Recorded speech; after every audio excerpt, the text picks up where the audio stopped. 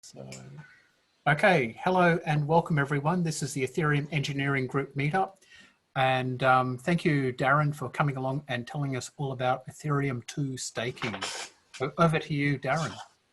Thank you very much, Peter.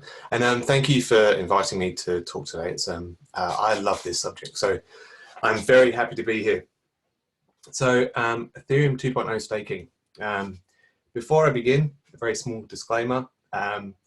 This is not financial advice. If you want financial advice, speak to a financial advisor, and opinions are my own. So let's kick off. So why am I here talking about Ethereum 2.0 staking? So just slightly about me. My name's Darren Langley. I'm a software architect, blockchain consultant, and software developer. So over the last 2 years, I have worked in the blockchain industry, and I have been extremely lucky with the companies, projects, and people that I've worked with. So Brisbane has some really good blockchain companies. One of those is Rocket Pool. So Rocket Pool are building an Ethereum 2.0 staking platform. I no longer work at Rocket Pool, but I'm very close to the guys, and I will try to contain my bias. But just so you know. So when I was working for Rocket Pool, it was a very interesting time. We were preparing the beta program to test with real users the platform that we built out, all based on the Casper contract, which was the original way of doing proof of stake on Ethereum. So then suddenly, the research team changed the architecture completely. So going from the Casper contract to what is now the Beacon chain and all of that stuff. And at the time, it was a big shock, but wasn't completely a shock. The Casper contract, just wasn't going to scale. It was going to exacerbate the Ethereum 1 performance issues. It wasn't going to be as kind of decentralized as it probably needed to be. So so we were very Rocket Pool was very supportive of the move to the Beacon chain kind of architecture. So I kind of led the Ethereum 2 research and got very, very deep into Ethereum 2. I wrote some of the first explainer Medium articles that Vitalik retweeted. Then Rocket Pool was invited to help workshop solutions at an event in Prague, and I managed to kind of meet a lot of the Ethereum Foundation team working on Ethereum 2, and a lot of the client teams as well, which was really exciting. So it's been a really fun and interesting ride. Why do I love this topic so much?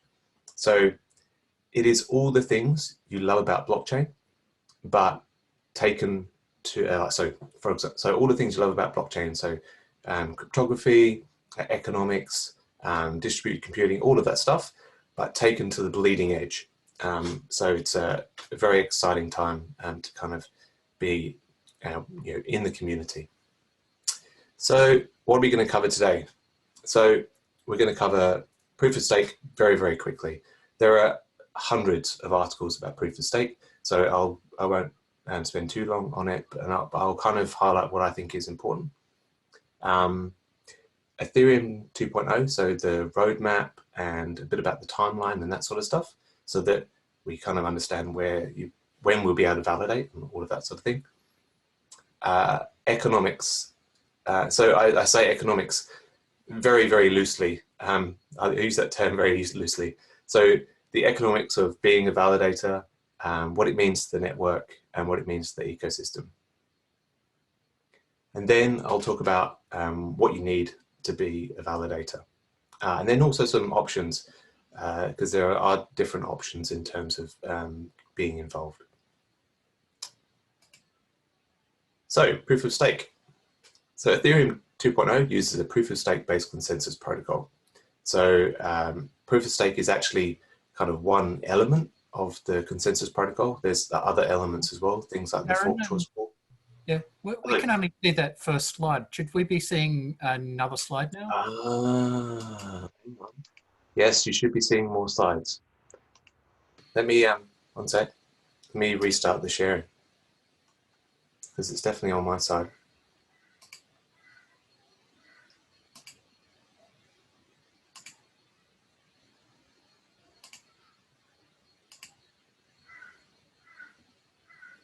Okay, can you see now? We can see a slide which says contents. And can you see, what can you see now? Still the slide which says contents for me. Oh, that's no good.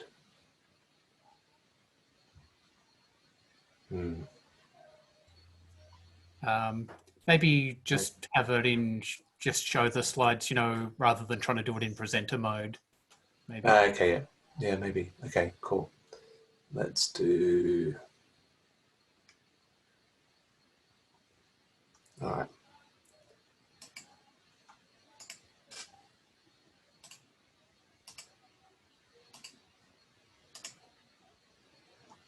Okay.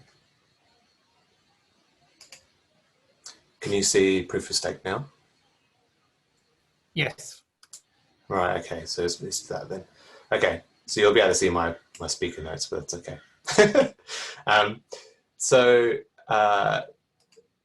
So what does proof of stake do?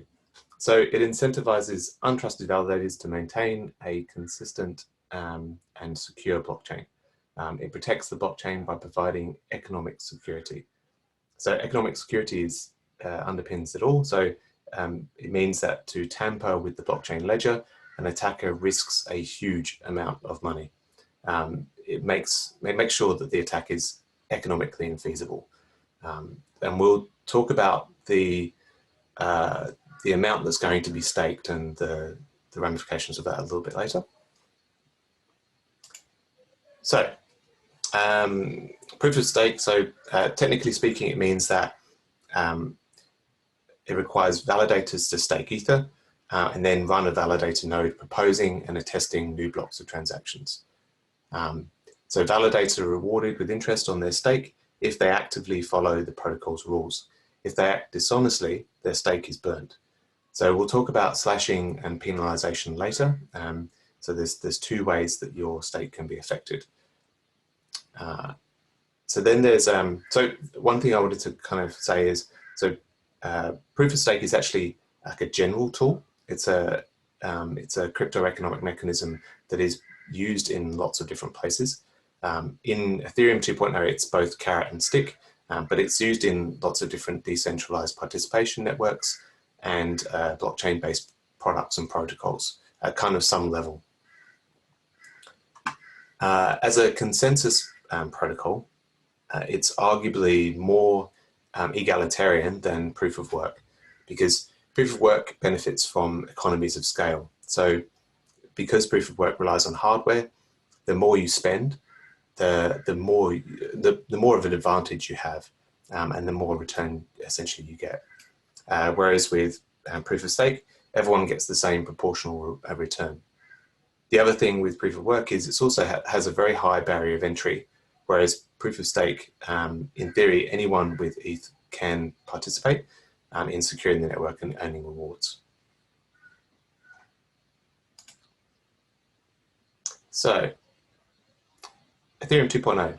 So there are lots of client teams working on Ethereum 2.0, and I wrote an article a little while ago, quite a while ago, about how it's being built.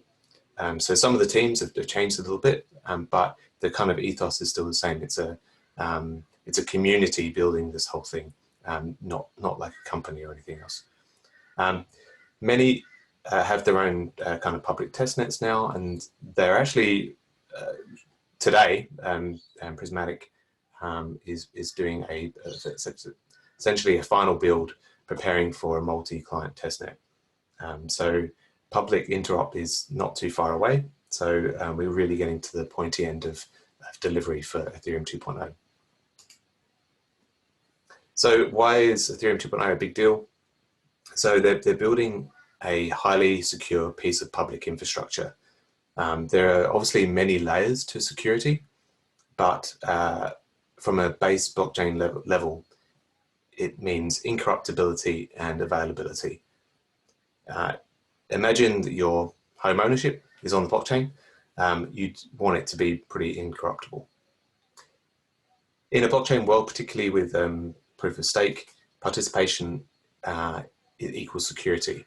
So Ethereum 2.0 maximizes participation. So it's estimated to be around 16,000 to 300,000 plus validators that will kind of participate in the security of Ethereum 2.0. And that's important because the more people that participate, the more expensive it is for the bad guys to do damage. In Ethereum 2.0's case, it needs more than a third of the total stake to even kind of affect the protocol. When we look at the estimates later on, it'll be the security of that will make sense. So here's the kind of roadmap for Ethereum 2.0. The engineering meetup has some great videos on this, but I'll kind of go through it as kind of an overview. So the phase 0 is the beacon chain, and that is it's just doing staking and validating. So there are no smart contracts, there's no state execution, or at least no user state execution. There is a one-way deposit into the beacon chain, and its sole purpose is to run the beacon chain. Next, there'll be phase 1, which is the shard chains. So there'll be 64 shards with this kind of shared consensus, and it is kind of data only. So again, there's no smart contracts, no state execution, but it does mean that it is a highly available, incorruptible data source for stuff to be built on top of it, applications to be built on top. And in actual fact, layer 2 technologies are really kind of maturing now. So layer 2 technologies, off-chain execution and that sort of thing are really starting to mature. So that's where things like roll-ups and application-specific execution engines and ZK snarks will kind of come into play a little bit. A lot of the interesting stuff will probably be built with the layer 2 things on Ethereum 2.0 in phase 1. So the general timeline. So phase 0 is the next couple of months. So as we're saying, we're working towards multi-client testnets, getting that kind of interop ready. So we should be seeing that in the next couple of months. Phase 1, the research is really mature. It's been mature for a long time, sharding. They've kind of tweaked it along the way, but there's a draft spec. There's even a validator guide that's being written as we speak as well. Then comes phase 2, which is state execution with smart contracts and being able to withdraw your funds and that sort of thing, and all the good stuff. It will be kind of a lot of the good stuff will be in phase 2. There's kind of a phase in between, which may or may not happen, but there's effectively an Ethereum 1 merge where Ethereum 1 becomes a shard chain, and a cut down version of an Ethereum 1 client will be like an EVM execution engine that sits on top. That's still very much early days, but they're starting that discussion now about how that might work. One thing to say is phase 2 is definitely a ongoing piece of research. So it's not quite to a point where there's like a spec that we can write to at the moment, but it will be starting to formulate very soon. So economics. So as I said, I use that term loosely, but how much can you earn as a validator? That kind of depends on a few different factors. The main factor though is the total amount of ETH that's put into the system. So the total amount that everyone stakes in the beacon chain, that's kind of like the biggest kind of factor in how much you return. Also things like whether you're online and offline and that sort of thing, that also makes a big difference. With the kind of economics, Ethereum 2.0 aims to balance participation, which is what you said, security, and network issuance. And I'll come into that in the next slide. So this is what it means for the network. So, and I mean the Ethereum network. So proof of stake rewards initially will come from network issuance, which is effectively new money. So later on, it will also include fees and that sort of thing. But at least initially, it'll be driven from network issuance. So just as a baseline, Ethereum 1 increases its supply by 4.5% to every, I think that's annualized, so every year.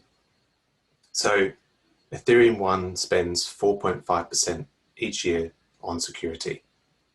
Ethereum 2 will spend a lot less.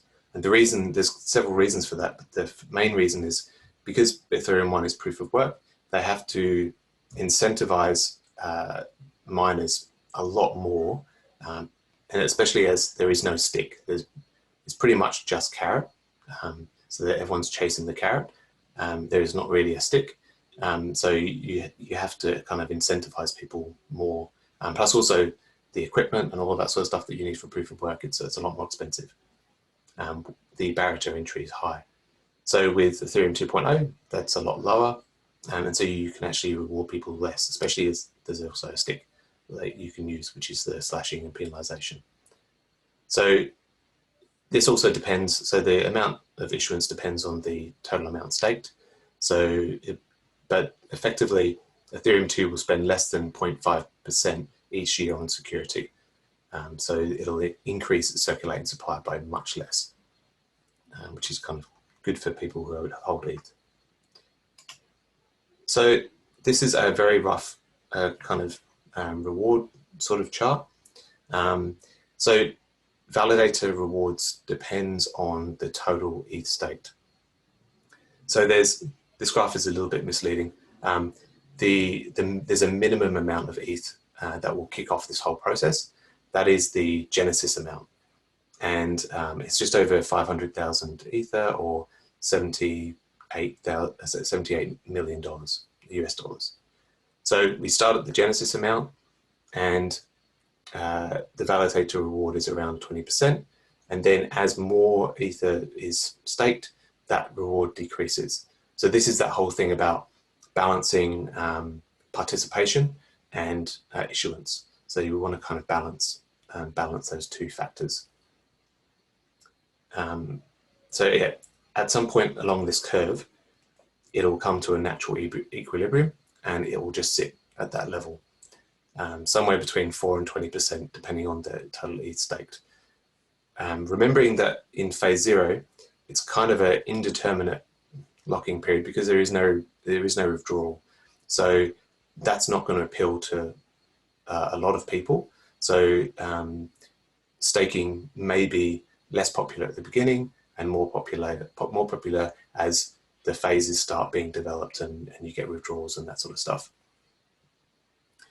So Darren, is this diagram showing? So if we assume that, say, right at the start you only have, I don't know, say 1 million ETH staked, then you're going to be getting a higher reward than, say, later on more people decide that it's not that dangerous, so then you have more people join, to the actual rewards less. Is that what you're saying?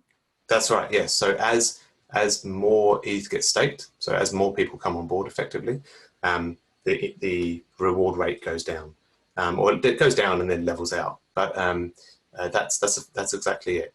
The rewards are actually, so this is kind of annualized numbers, but the rewards are delivered or kind of actualized on a per epoch basis. So it's on a per epoch basis, depending on the validator set that's currently in validating. So obviously these numbers may change, but these are the current numbers that are based on the mainnet configuration. There also is another outcome, and that is that there's a huge amount of interest in staking, and and it could end up somewhere on this curve. But yeah, that's the thing. We don't know. So what do you need to become a validator? So you need a minimum of 32 ETH, per validator.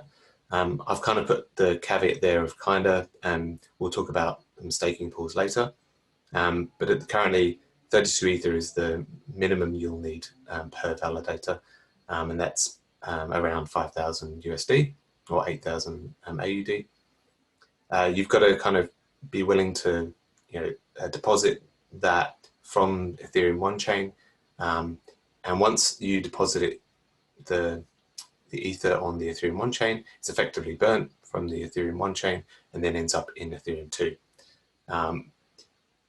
Now, as I said, withdrawals won't necessarily be available until phase two, but there may well be liquidity providers that you can effectively sell your locked up ETH to, but I would kind of expect a reasonable liquidity discount on that. So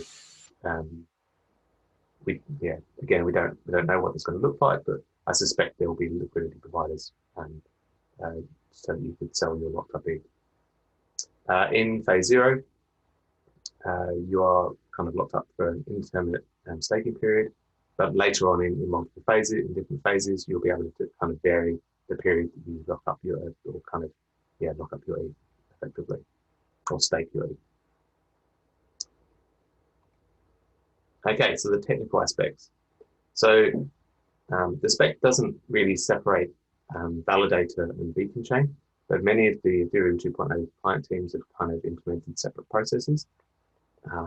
So technically, you just need to run a validator. So whether that's kind of Prism, Lighthouse, Nimbus, Teku, Lodestar, the validator client is quite lightweight in terms of machine spec. It's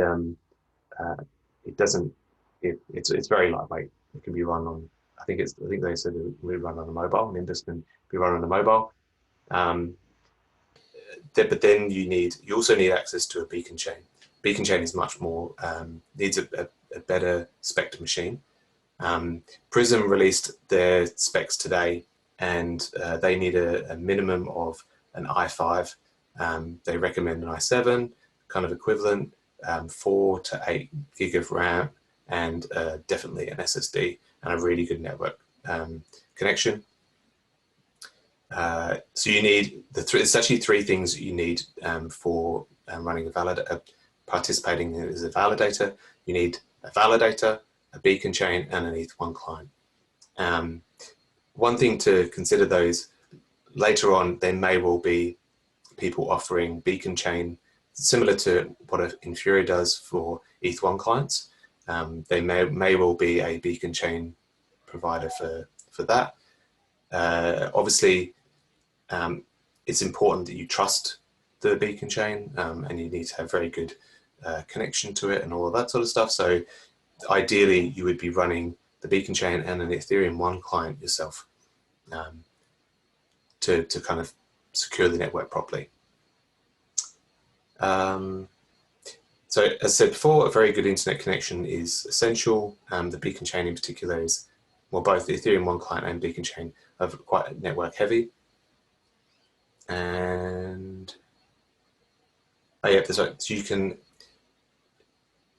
so it is possible with some of the clients to run multiple validators all pointing to one beacon chain. And so we're seeing kind of people looking at running like hundreds and thousands of validators all pointing to a small number of beacon chains and Ethereum 1 clients.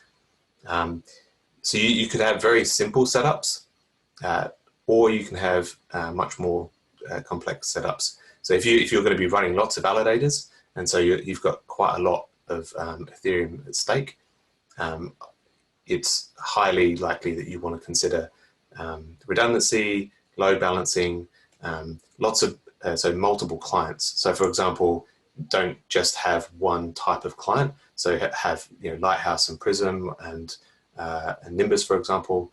Mix and match your clients. If there's a bug in one of them, it's gonna affect all of them. So it's really about spreading out that. If you've got lots and lots of validators, it's about spreading out that risk and having a very robust setup. If you've got a lot of validators running, then orchestration platforms such as Kubernetes makes a lot of sense. It's kind of cluster-based. It has auto-scheduling, self-healing. So infrastructure as code, so there's kind of quick point-in-time recovery and all of that sort of stuff. But obviously there is a cost consideration. So if you're, depending on where you're hosting your solutions, do you use a cloud provider? Do you use data centers? Do you do it from home? So there's obviously trade-offs between all of those three things, especially being in Australia where we're quite far away from kind of things. But I'll kind of elaborate on some of the things in the next section. So each of the Ethereum 2 clients has some sort of CLI and API. There is a big movement now to make the APIs a bit more consistent between the different implementations. So there's a big kind of push for that ongoing at the moment. Sigma Prime has also recently launched a movement to focus on the user experience for staking. Currently, it's very CLI and very technical heavy at the moment. And also, we need kind of better education in terms of making sure people are aware of all of the concepts and the risks and all of that sort of thing. So, that work is going to be really important, really interesting. Rocket Pool have been doing some amazing work on both the staker and node operator experience. If you check out their latest dev update, there's some really good stuff that they're doing. They're actually building products that people can use, which is really good. So some risks. So a massive risk that needs to be kind of mitigated or managed is key management and security. So there are two keys. There's a signing key and a withdrawal key. And if someone gets your signing key, they can get you slashed. If somebody gets your withdrawal key, they can get access to your funds, obviously. So you don't want that to happen. If you're running lots of validators and that sort of thing, it becomes more of an issue. So definitely having some sort of plan in place to how you're going to generate those keys, store those keys, and move them around is really important. Hardware keys don't support BLS at the moment, and cloud HSMs don't either. So so you have to have kind of some sort of strategy in place. There are two ways your state can be affected. So there's flashing, which in theory only ever happens to a bad actor. If you're using one of the standard Ethereum 2 clients, they have things in place, or that they've gone through a lot of effort to make sure that you don't get slashed. So it should never happen that you get slashed. You may, if you're using a dodgy client or something, then maybe that happens, but yeah. So then there's penalties. So penalties in general, inactivity penalties are kind of not harsh at all. So you can actually be offline for quite a while without eroding your original stake. But it obviously will definitely affect your return. If you're offline, you won't get anywhere near as much of a return. There is a kind of major asterisk to that, or a major caveat to that, and that is in the quadratic leaking situation. If you are offline when a large number of validators are also offline, you will get punished quite heavily. So that's a mechanism in place to stop kind of centralization to a certain degree, and also some of the, and also it's also a mechanism to stop long-running attacks and that sort of stuff. So yeah, yes, but you'll definitely get hit hard if finalization stops. So if you get more than 1/3 of validators kind of inactive, then finalization stops, all reward stops, and inactive validators are punished quite heavily. So again, the other kind of risk is that there is no withdrawal until probably phase 2, but then it may come in sooner, but that's at the moment when withdrawal is kind of planned for. So if you're going to be running a validator, testnets are your friend. Run your validator setup on testnets. Make sure it's battle hardened. Make sure you know how to run it. Make sure you know how to monitor it. Make sure you can operate it effectively. So yeah, testnets are definitely your friend. So then options.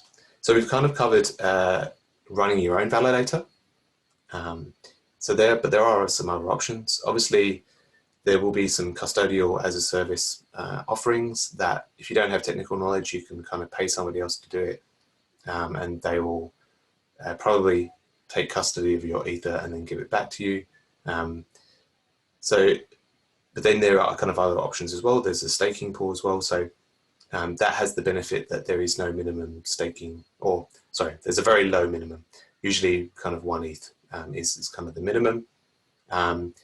With the staking pool, there are kind of generally 2 types, centralized versus decentralized. So you have to kind of weigh up the trade-offs between those sorts of things.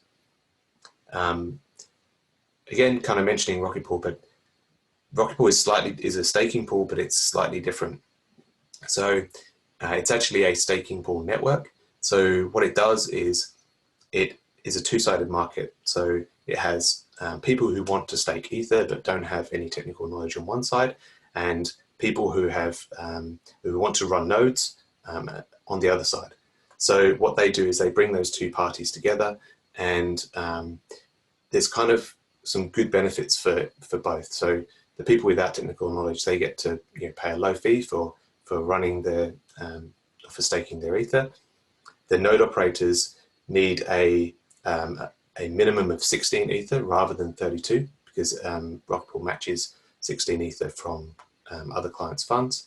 But they also get a kind of part of the fee from charging the staking customer on their who are staking on their node.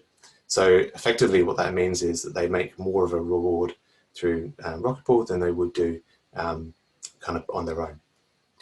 So that's it really. There are the options.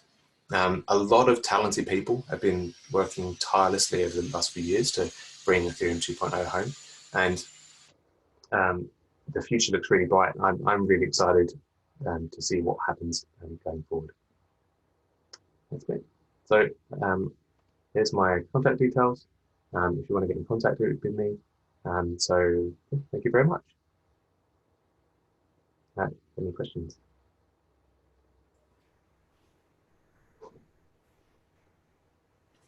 So, are there any questions?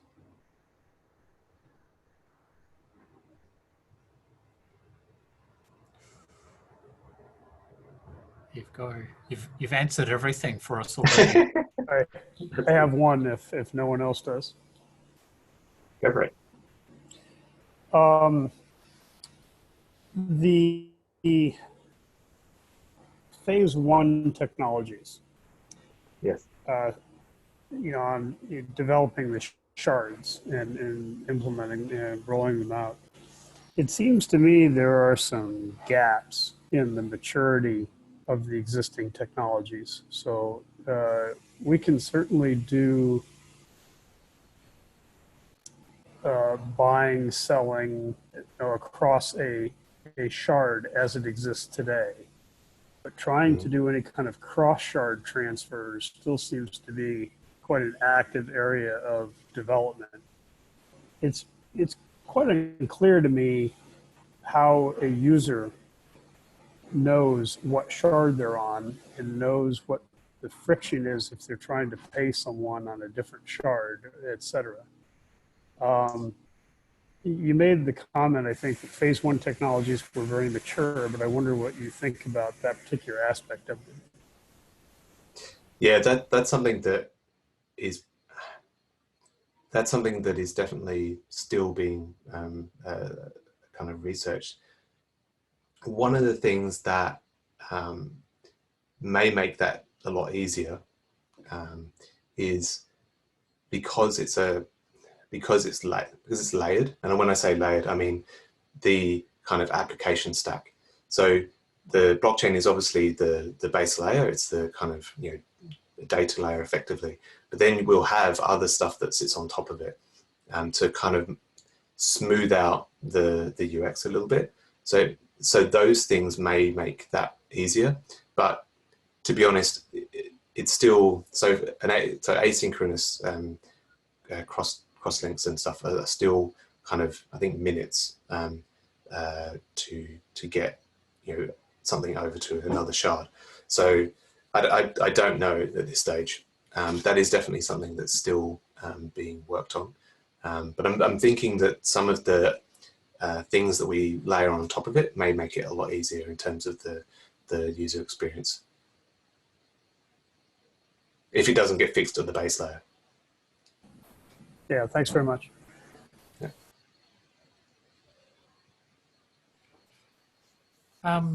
So I've got a question too. So, so I guess it looked like ETH2 was going to be really ready about a year or two ago when I think you and I first crossed paths, and all the staking, it sounded like very hot. And it must be really hard for a company like Rocket Pool that, was getting a platform together 2 years ago, like, not a few months ago. And so I guess, I don't know, how is that company going? And have, because I guess there'll be finally the staking happening in probably June or something like that, I think, is when the beacon chain's supposed to start. Yeah. So I can't, because I don't work for Rocket Pool anymore. I can't necessarily speak for them completely. So Rocket Pool have actually been working on staking for even longer than that. They were David, the founder, was actually kind of starting the project when the Mauve paper came out, when Vitalik first did it, which I think was 2017, 2000, yeah, something like that. So they've actually been working on it for a lot longer. No, they are, all I can say is that they are heads down working very, very hard. I know that for sure. So they are producing some really good stuff. They've got some really good ideas for how this will kind of look. So that's all I can really say, is that they are working really hard and doing some really good stuff. I think that's the only way that's the only thing they can do. So the contracts that you could deposit your money into, I guess they're still being audited. And I guess until those go live and then we can actually see Ether going in, we're not really going to know how much Ether people will initially stake. So we won't know whether we're going to have 1 million Ether, 2 million Ether, 10 million Ether, or just 100,000 Ether. That's right. We should gauge quite quickly what the take-up is in the first few days, I would imagine. But although some of the indications, there's something to look at if you want to kind of gauge interest, is the participation on the testnets and that sort of thing. That is a kind of a leading indicator. Although I would probably say that testnets are a lot easier to get involved in than actually putting your own money in. But at the same time, that could be a leading indicator into how popular it will be from kind of day one, D plus N, whatever. Yeah. Okay. Yeah. Do you want to move to the next slide? Yeah, I do. There you go. Yeah. Okay. So whilst people are thinking about extra questions they're dying to ask, I'll quickly talk about the forthcoming talks. So Ali from QUT is going to be along in 2 weeks' time to talk about IoT and blockchain. And then in 2 more weeks' time after that, we're going to hear about the formal verification of the ETH2 beacon chain using Daphne. And some combination of Roberto, Frank, Joanne, and David are going to talk about that. And I can see Joanne's on the call and David's on the call. So, I'm sure they're all raring to go on that. So that's good. And then Horacio has put his hand up to talk about polynomial commitments and commitment compression, which is another Ethereum 2 related thing. So yeah, so they're coming up, and they'll all be via Zoom. I don't think we're going to be meeting in person, well, definitely not this side of June. Yeah. So anyway, are there any questions for Darren? Okay, well, look, Darren, thank you very much for presenting. It's been very interesting, and yep, hope to see everyone in 2 weeks' time. Cool. Thank you very much, guys. It was great to kind of present. Cool. Thank you. Thank you. Thank you for the presentation. Thanks, Darren. Very good. Bye.